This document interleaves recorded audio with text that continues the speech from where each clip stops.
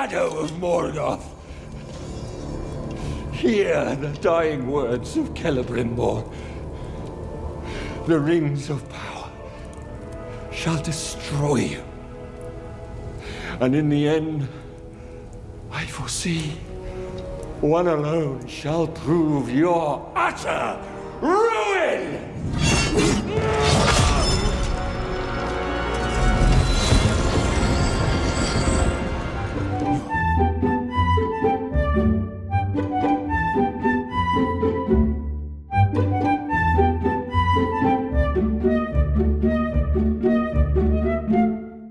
Oi pessoal, tudo bem com vocês? Demorou, mas finalmente chegou esse vídeo que pretende fazer um apanhadão geral da segunda temporada dos Anéis de Poder. E como da outra vez, este vídeo final, gravado, tem a ver com as lives que a gente fez ao decorrer dessa segunda temporada, no caso, né? Na primeira temporada a gente fez as lives também e o vídeo final foi baseado nelas, agora é a mesma coisa. Se você quiser conferir as nossas lives, ainda não conferiu, elas estão na playlist da série, né, dos Anéis de Poder, ou também você pode ver na aba ao vivo aqui e encontrar, só que fica um pouquinho mais perdido. Bom, eu vou estruturar o vídeo desta maneira. Eu vou falar o que eu achei que foi o tema geral da segunda temporada, né, como eu sintetizaria em uma palavra. E com isso eu vou abordar os 6 núcleos, né, o Mordor, com principalmente o Adar e os Orcs. Vou falar de Eregion com Celebrimbor e com Sauron principalmente. Hrum, que envolve os antepassados hobbits, agora os Grados junto aos Pés Peludos, que também tem o Estranho, que se revelou Gandalf, Tom Bombadil, também o Dark Wizard, os Mascarados, etc. Também tem o núcleo de Khazad-dûm com os Anãos, tem Númenor com Elendil, Miriel, Pharazôn, etc. Tem a parte dos Homens Selvagens, né, com Isildur, com Arondir, que eu tô aí linkando com Númenor, senão são 7 núcleos, tá? Pode ser 7, melhor. E aí a gente também tem Lindon, que é aí esse trio com o Gil-galad, com o Elrond, a Galadriel, a gente pode até mencionar o Círdan aí. Bom, o segundo ponto aqui do vídeo vai ser os melhores momentos, que eu acredito serem os melhores momentos, a melhor parte do vídeo, por sinal, se bem que a primeira parte também é boa. O terceiro são os piores momentos, que a gente tem que falar de coisa chata, fazer o quê, né, mas teve. E por fim, uma conclusão e algumas expectativas do que estão por vir. Então vamos lá. Primeiro, qual que é o tema da segunda temporada pra mim? Eu sintetizaria em uma palavra que é desprendimento. Para mim, a passagem é muito simbólica quando Celebrimbor e Galadriel se perdoam um ao outro. E o Celebrimbor transmite aquela lição tão bonita quando ele diz para ela que não é a força que combate a escuridão, e sim a luz. Isso linka com a primeira temporada, em que aparece um flashback com o Finrod ensinando a sua pequena irmã Galadriel que para encontrar a luz é preciso tocar primeiro a escuridão. E aí a série agora se redime mostrando que isso na verdade é um erro. Não se sabe se ela já pensava nisso antes ou resolveu consertar a questão ali, mas ficou bom, ficou ótimo na verdade, né? Porque a Galadriel ela acha que ela tem que vencer pela força e então ela descobre que não, que ela tem que se desprender da sua própria força e deixar a luz que vem do alto brilhar. E ela vai retomar isso na formação de Imladris, que é Valfenda, no final da temporada. Inclusive o Sauron recupera isso no duelo entre os dois, mas ela já está curada, ela não cai nesse papinho dele e não sucumbe à sua malícia. E a gente vê esse tema presente em todos os núcleos praticamente, quando a Papoula, que é uma Pepeludo, fala, né, que depois que as coisas foram destruídas, que elas foram acabadas, depois da morte, né, que ela perdeu toda a sua família, tem coisas que são irrecuperáveis, então a gente tem que abrir mão de ficar preso ao passado e criar algo novo daqui para frente, né? Honrando, claro, esse passado, mas de uma forma menos apegada. Da mesma coisa a gente vai ver aqui com o Elendil, que está se transformando no grande Elendil que a gente espera, mais épico, né? Um herói viril. E aí ele vai se desprender dos seus medos de ser mal visto ali na sociedade por estar ao lado dos elfos, né, mais a fundo ao lado dos Valar, né, das terras imortais. E ele está disposto até a morrer por isso. A Miriam também vai aprender isso com ele, criando coragem, bravura. E isso vai sendo mostrado ao longo da temporada de forma muito bonita e tocante. A gente vê também em Khazad-dûm, né, muito bonito, o rei Durin finalmente se desprendendo do anel que ele recebeu, se desprendendo do seu orgulho, da sua avareza. Isso também vai mostrando a marca da redenção desse personagem e uma grande lição para o seu filho. Na figura do estranho, que se revela como Gandalf, a gente vê isso também. Ele tinha essa obsessão de ajudar as amigas, mas ele percebe que tem que primeiro se colocar humildemente frente ao fogo secreto e assim ele conseguir vivenciar aquilo que é tão importante, tão caro para ele como a amizade, a misericórdia. Aproveitando aqui, quem é o fogo secreto, um parênteses muito breve, porque merece vídeos à parte, ele é essa chama imperecível do próprio Eru Ilúvatar, que é o Deus Uno nesse universo, que equivale ao Deus judaico-cristão. E essa chama é justamente esse poder que ele tem de criar tudo a partir do nada. Porque de resto a gente subcria, mas criar a partir do nada somente essa figura que é o Deus Uno, Eru, no legendário de Tolkien, né? Não só na Terra-média, mas todo legendário. E em contrapartida, os vilões, os antagonistas da história, eles estão cada vez mais apegados às suas obsessões. Give me the nine! I want the nine! No! Bom, tem muito a dizer sobre isso, mas esses foram os mais emblemáticos que eu quis trazer aqui. Agora vamos para a parte mais divertida, que é falar dos melhores momentos. Eu já citei um pouco aqui alguns, mas vamos cravar. Para mim, eu não tenho como deixar de dizer que essa revelação do Anatar, para mim, sem dúvida, é um dos melhores momentos dessa temporada. Que cena icônica! Eu nem discordo de alguns amigos dizerem que a cena é cafona. Pode até ser, mas ela é tão impactante e tão emblemática, icônica, como eu disse, que ela é muito boa. Porque é assim que é o mal, não é mesmo? É uma cena que me faz rir, e não rir de desprezo ou deboche, mas porque ela mostra exatamente como o mal opera muitas vezes conosco. Inclusive, especialmente na sociedade que a gente vive hoje em dia, cheia de redes sociais, luzes brilhantes, fotos berrantes, inteligência artificial, um monte de isca para a gente perder tempo e se deixar perder pela vaidade, infelizmente. E ninguém fica de fora. É uma atração muito insistente, persistente, que tenta nos fisgar de alguma maneira. Até você saindo das redes sociais acaba sendo enredado por isso. É preciso muita fortaleza. Mas eu não estou também sendo catastrófica, não acho que é de todo um mal, tecnologia, nada disso. Mas é preciso a gente olhar com olhos muito atentos. Isso posto, ponto mais que positivo para essa cena, que ela é tudo! Outro ponto auge para mim, que eu já trouxe aqui, foi justamente esse diálogo entre o Durin pai e o Durin filho, esse diálogo de redenção entre os dois. Eu me emocionei muito, eu achei aquele final, aquela figura do rei Durin pulando frente ao Balrog, muito bonita, também icônica. Aliás, eu não entendo porque as pessoas reclamaram tanto do Balrog. Deixa o Balrog lá, achei muito legal, tal. Foi bem bonito, eu gostei bastante. E é claro, eu não poderia deixar de mencionar a cena final, o diálogo final entre o Celebrimbor e o Sauron. É muito bonito ver ali o Celebrimbor empalado, espetado, torturado, preso, confinado, onde era a sua sala de criação, né?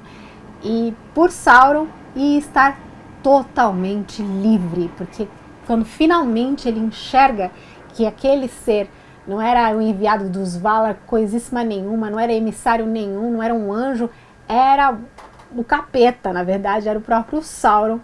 Ele simplesmente está livre de todas as suas amarras. E é belíssimo ver, não tem como, para mim, não associá-lo com os mártires, né? Então, algumas pessoas associaram a São Sebastião, achei uma associação muito feliz, mostra que a liberdade interior é o que realmente conta no fim de tudo. You are the prisoner, Sauron, Lord of the rings. Eu também achei uma cena muito bonita, aquele diálogo entre o Elendil e a Eärien na prisão. Ele mostrando que é outra cena que o ser está preso, mas está extremamente livre. Mais uma cena de liberdade interior, liberdade da alma. Que ele ensina para a filha, né, que se ela acha que ele está fazendo aquilo por orgulho, ela não entendeu nada, não tem mais o que eles conversarem, né? Um testemunho de um pai para uma filha muito tocante, porque não deixa de ser uma grande tentação para ele largar tudo para proteger a filha. Mas as suas convicções que estão acima até mesmo da família, que é uma coisa extremamente cara para ele, elas falam mais alto. É uma coragem muito grande que ele tem que ter até para ser um testemunho para ela. Tem uma parte, uma cena que eu gostaria de encaixar aqui como os melhores momentos, mas eu acho que não dá totalmente porque tem alguns problemas. E eu me refiro ao duelo entre a Galadriel e o Sauron no final da temporada. Eu achei muito boa, eu adorei esse duelo, mas tem alguns problemas. A parte que eu mais gostei é justamente quando ela fecha todas as portas em relação ao Sauron e ela se joga do penhasco, mostrando que ela prefere a morte a sucumbir à sua malícia, à sua maldade, à sua sedução do poder. Eu achei isso muito feliz, belíssimo, mostra um final redentor da personagem. Mas por que eu não gosto tanto assim? Porque tem alguns probleminhas, a gente se questiona como é que ela caiu de um lugar tão alto e não se espatifou de vez. Você pode até alegar que ela estava segurando o Nenya antes dele cair da mão dela e que ele trouxe alguma proteção, alguma coisa da providência, mas não ficou assim tão convincente. Outro problema que a gente pode alegar é que algumas pessoas enxergam algum romance entre os dois ali, a Galadriel e o Sauron. Embora não tenha aparecido na dica de nada, nem um toque, né? E eu mesma não enxergo nenhum romance entre os dois. Mas a gente pode ver ali um jogo de sedução, de certa forma. Porque o mal, ele é sedutor, infelizmente. Ele foi sedutor para o Celebrimbor, ele foi sedutor para o Durin. Então existe esse jogo de sedução e não seria o mal, ninguém sucumbiria, o mal não existiria se ele não fosse sedutor. E eu nem estou falando uma sedução, no caso da Galadriel, no sentido romântico. Talvez tenha até uma química velada, inconsciente, platônica da parte dela. Mas o importante é que ela não sucumbiu. E eu acho que foi uma sedução mais de poder mesmo. E de confiança, de segurança. Ela encontrou no Halbrand alguém que ela podia se apoiar para encontrar aquele mal que ela queria tanto destruir com tanta obsessão. E isso a deixou cega, porque, ironicamente, ela não percebeu que ele era justamente esse mal que ela tanto buscava. De qualquer forma, eu não acho que teve nada concretizado de algum romance, e se teve alguma coisa muito inconsciente da parte dela no mundo platônico, e ela não sucumbiu, que é o mais importante. Mas isso me leva, infelizmente, aos piores momentos, e é claro que eu não poderia deixar de falar daquela cena totalmente desnecessária, que é o beijo que o Elrond deu na Galadriel. É um selinho, a gente sabe que foi para despistar o mal, que foi para ajudar a Galadriel a pegar o broche escondido do Adar e depois soltar as algemas, que não foi um beijo de fato romântico, tudo isso. Mas não precisava, né? Um beijinho na testa já resolveria. Não precisa conhecer tão a fundo assim o Legendário para saber que Elrond vai se casar com a filha de Galadriel, Celebrian, ou seja, a Galadriel vai ser sogra do Elrond. Então é um baita do mau gosto, né, gente? A gente não tá falando de Nelson Rodrigues, a gente não tá falando das Crônicas de Gelo e Fogo, não se encaixa, fica estranho. Fora que eles nunca tiveram química mesmo na série, então ficou esquisito. Vale lembrar que a Galadriel ela é casada nessa altura, inclusive o marido dela é mencionado na primeira temporada, o Celeborn, mas a gente não sabe se está vivo, se está morto, fica uma coisa esquisita. Então, adultério não existe no mundo dos Eldar de jeito nenhum, mesmo quando eles ficam viúvos, raramente se casam mais de uma vez, e um beijo geralmente caracteriza já um compromisso mais sério, eles vão se casar, sabe assim? Então ficou realmente deslocado. E ela nem estava no leito de morte para dizer que, nossa, foi um beijo de despedida porque ela tinha morrido, nada a ver. Mas a gente sabe que não é um beijo romântico, que foi um estratagema para se libertar do Adar, e a gente é obrigada a sorrir amarelo e esquecer. Eu nem vou pôr na tela, porque a gente vai esquecer, a gente vai fingir que não existiu, combinado? Mas quanto ao sumiço do Celeborn, que é o marido da Galadriel, a gente não sabe se está vivo ou se está morto, eu acho que, em parte, embora eu acho que eles passaram do ponto, tem a sua razão de ser. Eu vou explicar, calma. Porque eu acho que eles estão usando aquela estratégia que eles usam da criança órfã nos contos de fadas e gêneros decorrentes. Você já reparou que nos contos de fadas, quando tem crianças, Chapeuzinho Vermelho, João Maria, etc., elas estão sempre sozinhas, ou são órfãs, ou foram abandonadas. Por quê? Porque é assim que a criança, ou o adolescente, o jovem, ele vai se desenvolver como indivíduo, vai criar resiliência, coragem, vai superar uma série de obstáculos que, se tivesse com os pais, isso seria a função dos pais, proteger os seus filhos. Claro que o marido não é um pai, mas de certa forma ali o Celeborn muitas vezes deveria tomar a dianteira no lugar da Galadriel, porque era marido dela, né? Faz alguma coisa, meu filho. Então ela tem que estar ali, de certa forma, sozinha para o desenvolvimento da personagem. Mas, como eu disse, passar um pouco do ponto, eu acredito. É dito em Contos Inacabados, por exemplo, que o Celeborn, ele aparece como um forte guerreiro ali no saque de Eregion, que é essa batalha que a gente vê aí na segunda temporada. Então, pelo menos mencionado ele devia ser, desenvolver um pouquinho mais o paradeiro dele, né? Então, achei que isso ficou faltando. E desculpem retomar a piada infame, mais infame do que nunca, o teleporno, porque é assim que o Tolkien o chama também, o Celeborn também é chamado de teleporno no legendário, tá mais telecorno do que nunca. Outro problema que apareceu na série, que é importante mencionar, é que a frase mais famosa, ou pelo menos mais importante de Gandalf em todo o legendário tolkieniano, que aparece no Senhor dos Anéis, nessa temporada aparece proferida pelo Tom Bombadil. E eu nem tô reclamando do Tom Bombadil na série, eu achei que ficou super bom, né? O Tom Bombadil é o ser mais antigo da Terra-média, então é um homem muito sábio, apesar de conservado, claro. Ele é muito sábio e transmitia a sua sabedoria ao Gandalf. Porque é dito que os Istari, muitas vezes, realmente quando vêm para a Terra-média, eles perdem a memória, tem que aprender a lidar com seus poderes, até aí tá tudo certo, embora ele não tenha chegado na Segunda Era, né? É dito que ele chegou na Terceira Era. Mas eu acho, particularmente, esse é dos males o menor, tá? O quando ele chegou, antes ou depois, desde que a sua função, que é combater Sauron, seja estabelecida ali, e que está acontecendo, desde que o ethos do personagem seja o mesmo, um homem sábio, poderoso, compassivo, e de fato o Gandalf está se revelando assim.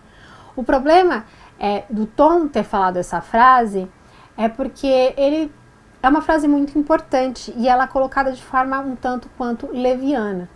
A princípio, ela até parece que está sendo colocada de uma forma oposta do que ela quer dizer, porque o estranho, né, que ainda não sabe o que é Gandalf, quer salvar a Nora e a Papoula, suas amigas, de um perigo. E aí o Tom solta a frase como se quem diz assim, olha, você não pode dar vida a elas, não é você que deu a vida a elas primordialmente, né, foi Deus, Ero.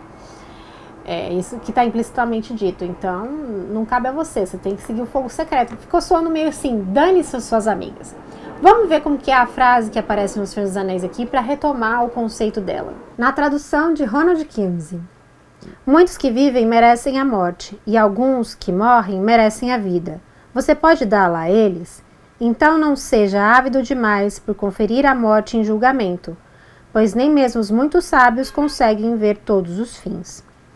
Isso o Gandalf vai ensinar lá no segundo capítulo do Senhor dos Anéis para o Frodo, porque o Frodo acha que o Gollum merece a morte, né? A criatura vil, enfim, terrível.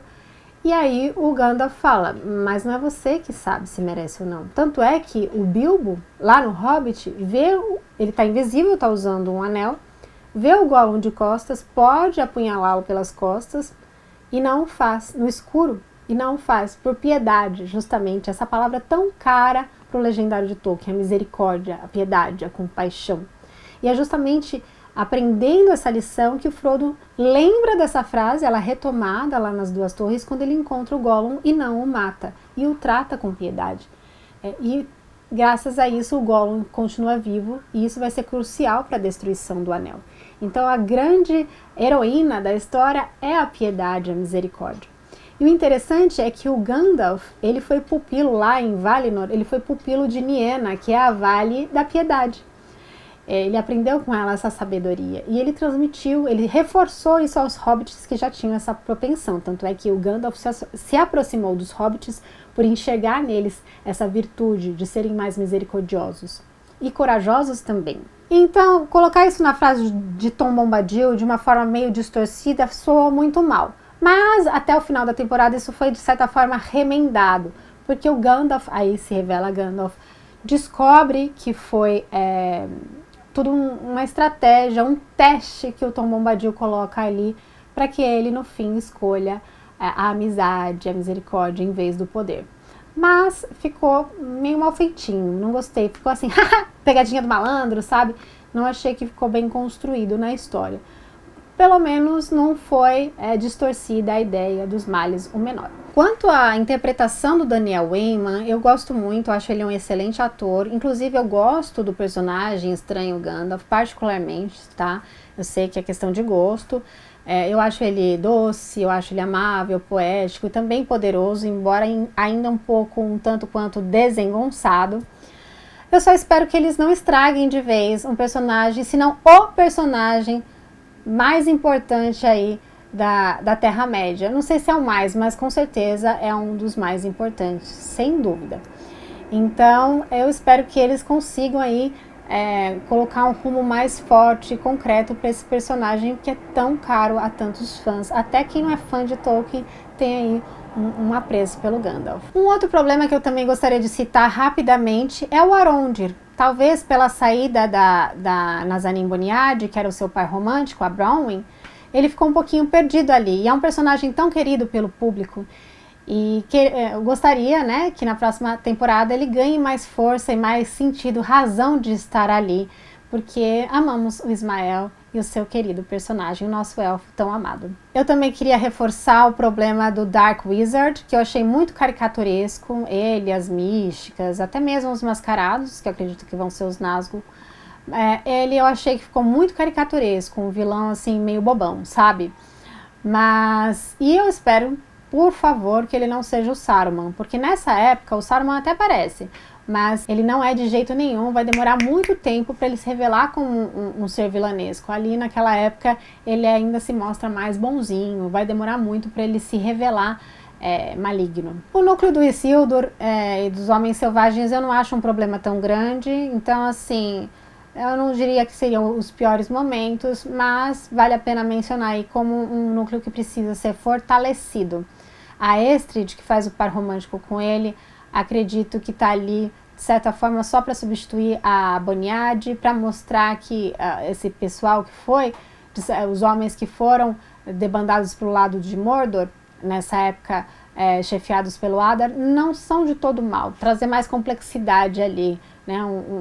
Trazer personagens mais esféricos, não tão caricaturescos, né? Uma coisa tão, como que fala, maniqueísta.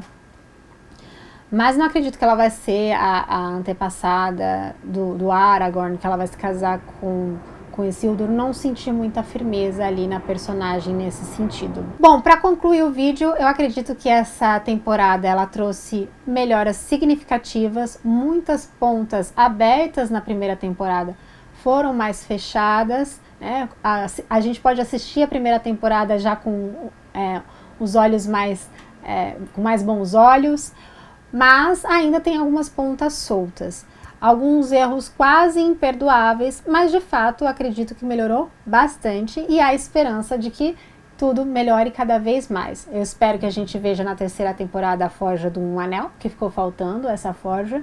Também espero que a gente se aproxime mais de Númenor, que Númenor se desenvolva mais e melhor. Vale a pena aqui ressaltar as grandes interpretações do Charles, o Charlie Vickers, que fez o Sauron, o Charles Edwards, sem deixar de citar também os Anãos, o Durin pai com o Peter Mullan, o filho com o Arthur Owen, que também foram interpretações excelentes. E também vale a pena citar aqui o Adar, que é um personagem que vai deixar também muitas saudades, interpretado agora nessa segunda temporada pelo Sam Hazeldine. Ele e o Joseph Mowbray fizeram interpretações excelentes. Quem sabe a gente vê ali o Hazeldine, né, agora, como Adar, nos flashbacks nas outras temporadas. E por favor, tragam Celeborn, lindo, élfico, platinado, à altura de Galadriel. Ufa, finalmente eu terminei esse vídeo que foi imenso, eu espero que vocês tenham gostado. E a gente continua aí discutindo nas redes sociais, super na expectativa de saber quando será a próxima temporada. Beijos e até mais!